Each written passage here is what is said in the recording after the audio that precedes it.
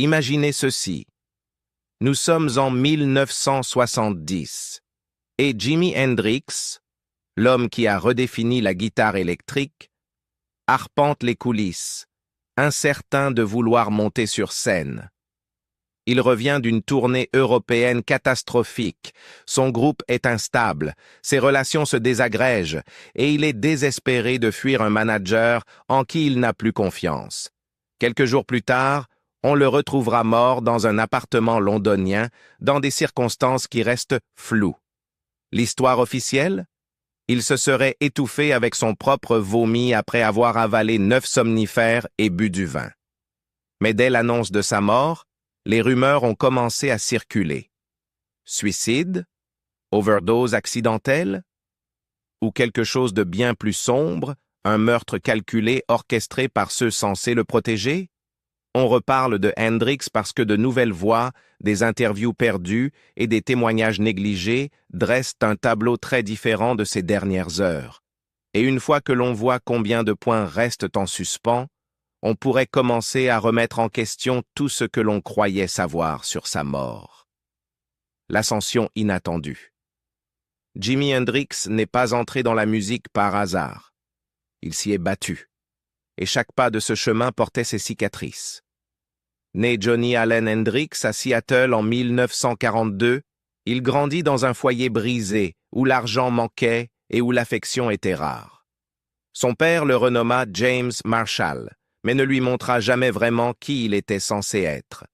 Sa mère, Lucille, était une ombre de joie, présente et absente, tourmentée et vibrante, partie trop tôt.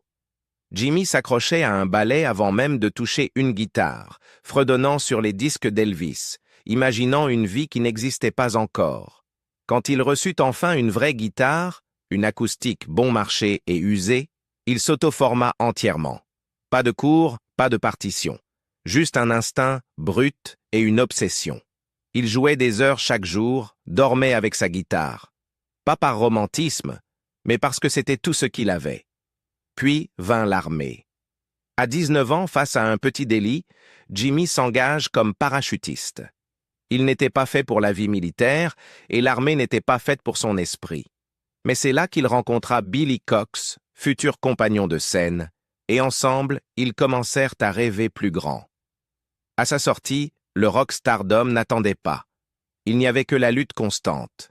Il joua comme guitariste de soutien pour tous ceux qui l'engageaient. Little Richard, Ike et Tina Turner, les Isley Brothers, Curtis Knight. Personne ne voulait de Jimi en tant que Jimi. On voulait le gars en arrière-plan, le flash sur scène, pas l'esprit derrière tout ça. Il fut renvoyé plusieurs fois pour avoir trop brillé, trop fort, trop étrange, trop différent. Mais il continua à jouer. Bars miteux, club du circuit Chitlin, salon de Harlem, partout où il pouvait plier le son à son univers.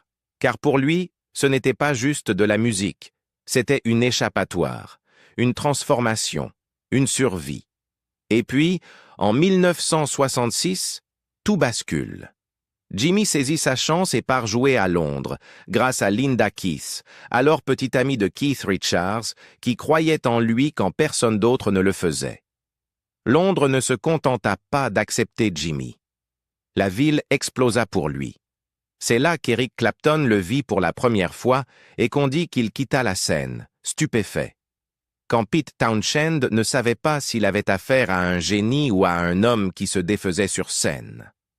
Quand les fans, critiques et musiciens britanniques virent quelque chose que les Américains ne lui avaient jamais reconnu. Non seulement la maîtrise, mais la vision. Hendrix n'apportait pas de polissage. Il apportait la douleur, électrifiée.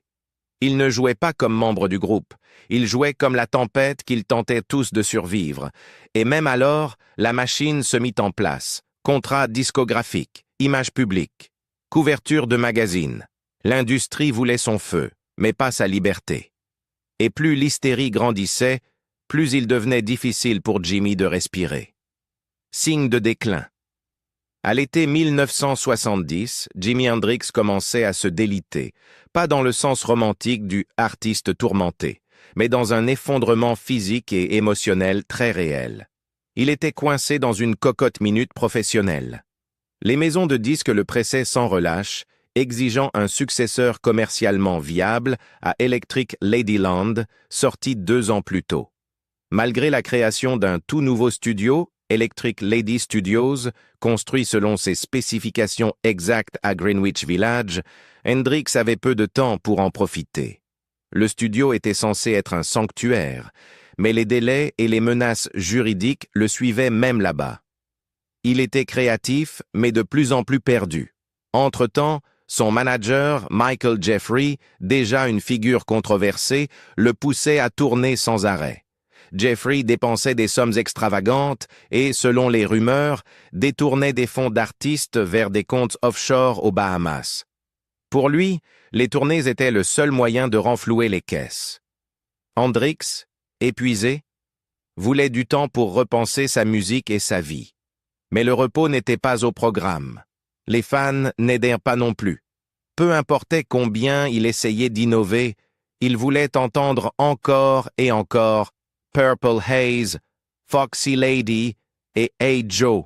Hendrix était devenu prisonnier des tubes qui l'avaient rendu célèbre. « Mec, je suis mort depuis longtemps », aurait-il déclaré lors d'une interview pour la télévision danoise en septembre 1970. Une remarque à la fois métaphorique et inquiétante. Artistiquement, Hendrix était désespéré de se renouveler. Il confiait à ses amis que les effets spectaculaires, guitares enflammées, solos déchirant les dents, personnages de scènes psychédéliques, ne l'enthousiasmaient plus. Il en avait assez d'être perçu comme une attraction psychédélique. Il commença à explorer le jazz et le blues plus sérieusement, travaillant même brièvement avec le trompettiste Miles Davis et envisageant un supergroupe avec Paul McCartney et le batteur Tony Williams. « Je ne veux plus être un clown », disait-il à un ami. « Je veux faire de la musique qui ait du sens. » Dans les mois précédant sa mort, il confia à la mannequin danoise et petite amie Kirsten Nefer qu'il voulait prendre 2 ans de pause, arrêter complètement les concerts et revenir uniquement avec une guitare acoustique. Il dit à un journaliste vouloir composer pour d'autres plutôt que de se produire. À Mike Nesmith des Monkees, Hendrix révéla son projet de se tourner totalement vers le rhythm and blues. Il cherchait, dira plus tard Nesmith. Il avançait dans l'obscurité. Il savait qu'un grand changement était nécessaire. Il ne savait juste pas dans quelle direction. Mais on le sentait. C'était urgent. Ce chaos intérieur commença à se manifester sur scène. Le 28 janvier 1970, au Madison Square Garden, Hendrix était tête d'affiche du Winter Festival for Peace. Son set fut retardé jusqu'à près de 3 heures du matin et, lorsqu'il monta sur scène, il était visiblement intoxiqué. Il ne joua que 2 chansons, bredouilla dans le micro, puis s'assit devant un ampli et refusa de continuer. On le fit descendre doucement de scène. Le public, stupéfait, vit la légende s'effondrer en direct. Dans les coulisses, son état mental était tout aussi fragile. Ses amis proches remarquaient qu'Hendrix devenait agité, paranoïaque et volatile. Il était tendu, hanté, se souvient Billy Cox, ami de l'armée et bassiste. Parfois, il disparaissait sans prévenir, pendant des jours. D'autres fois, impossible de le faire taire sur ceux qui essayaient de le contrôler. Puis vint la tournée européenne catastrophique d'août-septembre 1970. Le festival de l'île de White devait être un point culminant. 700 000 personnes, un énorme cachet. Mais le set fut truffé de problèmes techniques. Les interférences radio corrompirent le son. La foule s'impatientait, certains sifflèrent, quand Hendrix n'ouvrit pas avec ses plus grands succès. Pire encore, la dernière étape, le Open Air Love and Peace Festival sur l'île de Fehmarn en Allemagne de l'Ouest. Le temps était terrible, pluie froide et vent hurlant sur le champ ouvert. La sécurité était assurée par des gangs de motards, dont les Hells Angels allemands. La situation dégénéra. Un roadie fut abattu pendant le set d'Hendrix. Des spectateurs furent victimes de vols. Hendrix fut précipité hors scène pour sa sécurité. C'était un désastre. se souvient Steve Miller qui partageait l'affiche. Il ressemblait à un fantôme. Il pouvait à peine marcher. Je voulais le prendre et l'emmener chez lui, sauver sa vie. Mais impossible de l'atteindre. Il était entouré de vampires. Le chaos dépassait la scène.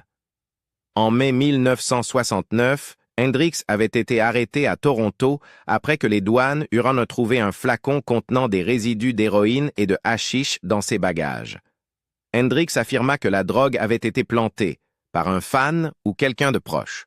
« Je n'utilise pas d'héroïne », déclara-t-il au tribunal. « Ce n'est pas mon truc. » L'affaire traîna jusqu'en décembre 1969. Hendrix voyageant sans cesse pour comparaître. Il fut finalement acquitté, mais le stress était énorme.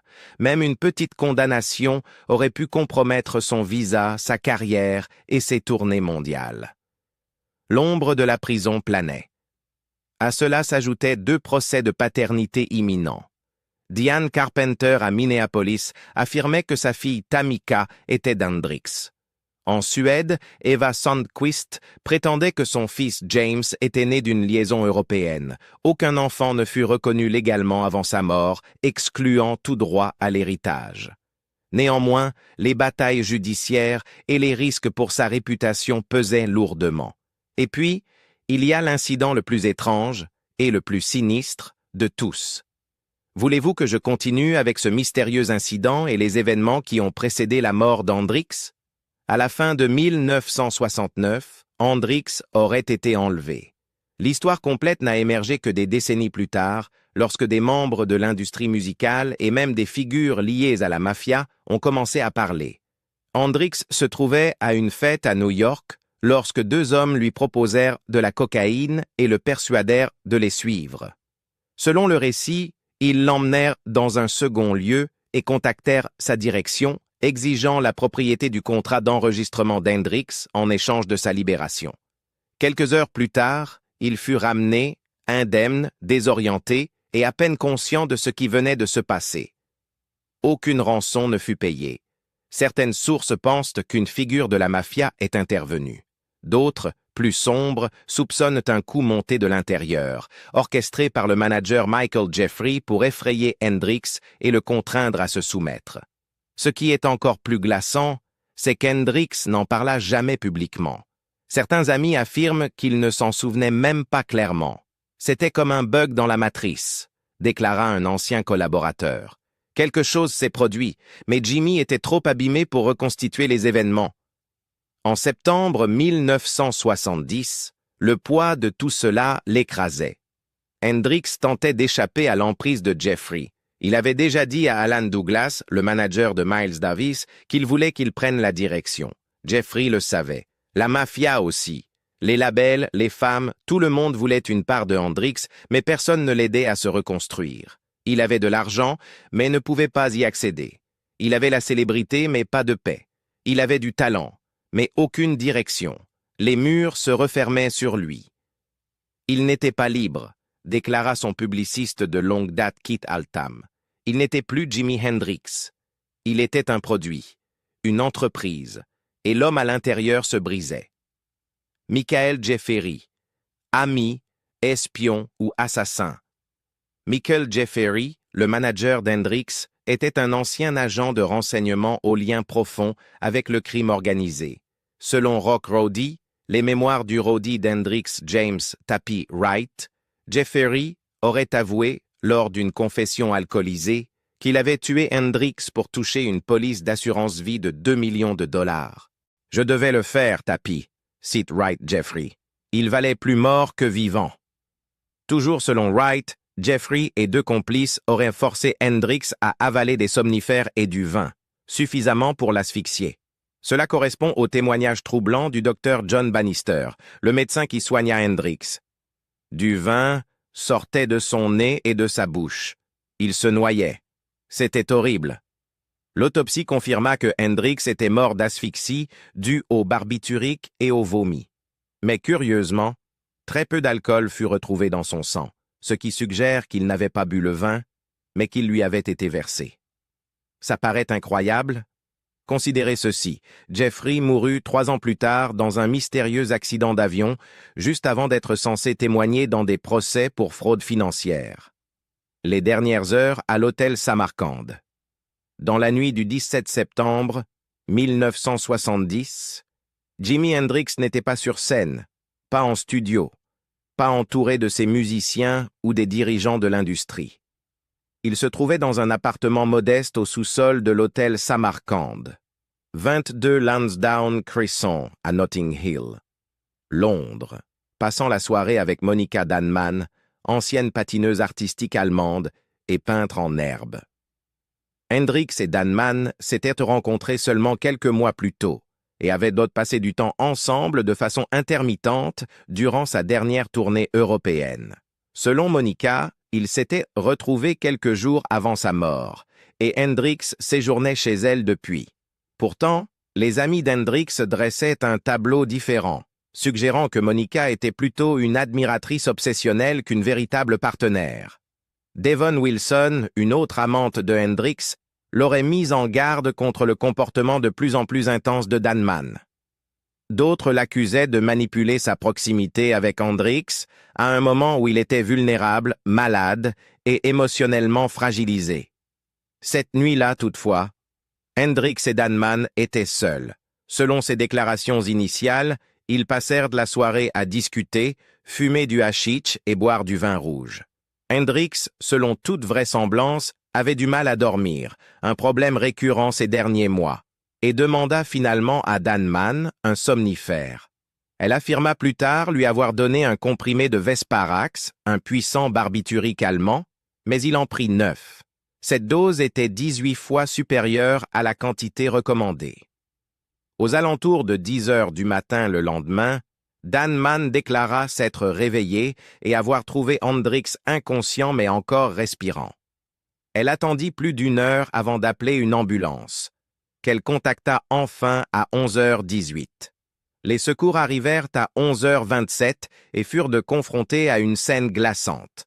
Hendrix était étendu, entièrement vêtu, immobile sur le lit, froid et couvert de vomi, son airway obstrué par un mélange épais de vin rouge et de nourriture partiellement digérée.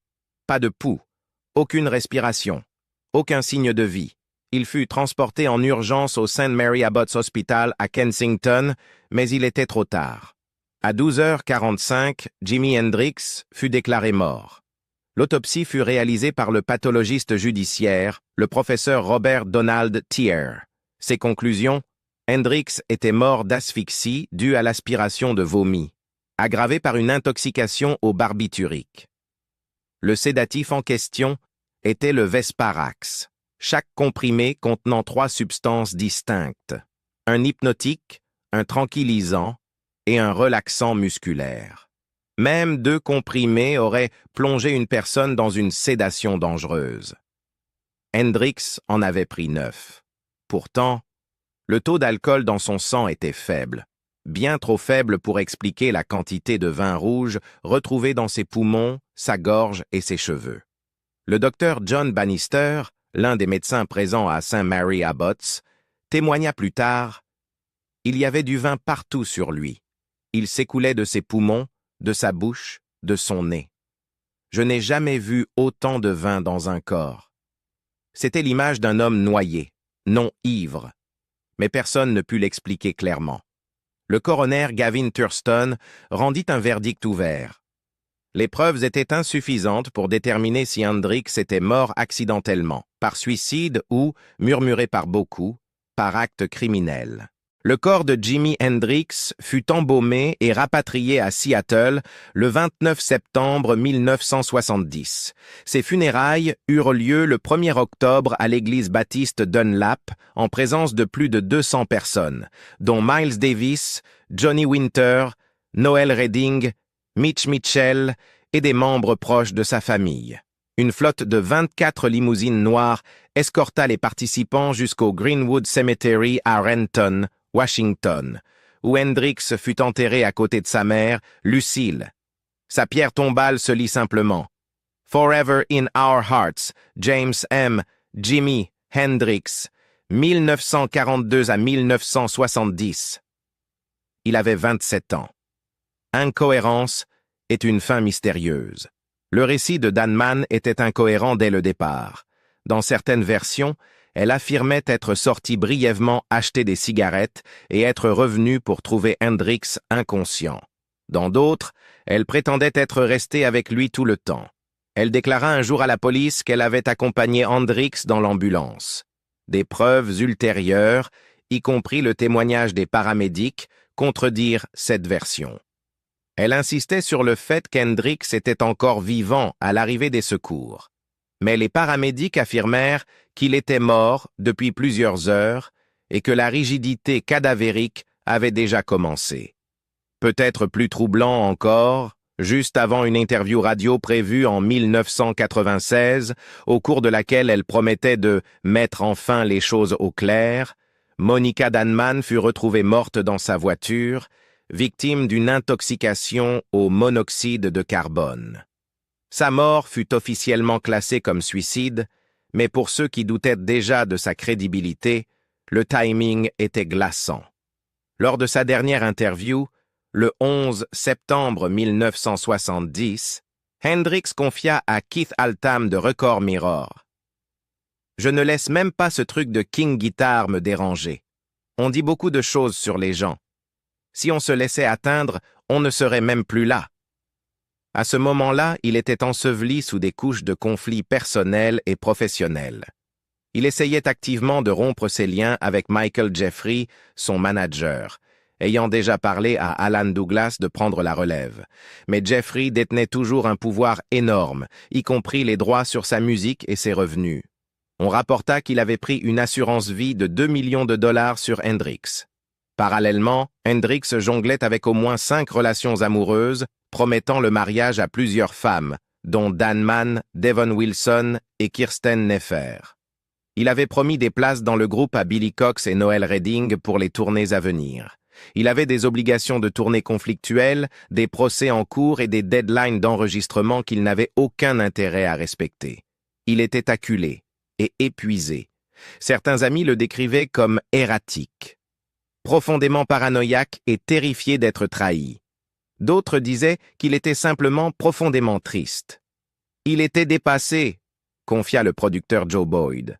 On peut l'imaginer se disant « Je veux juste dormir quelques jours et peut-être qu'à mon réveil, tout ça aura disparu. » Il est allé se coucher, mais il ne s'est jamais réveillé.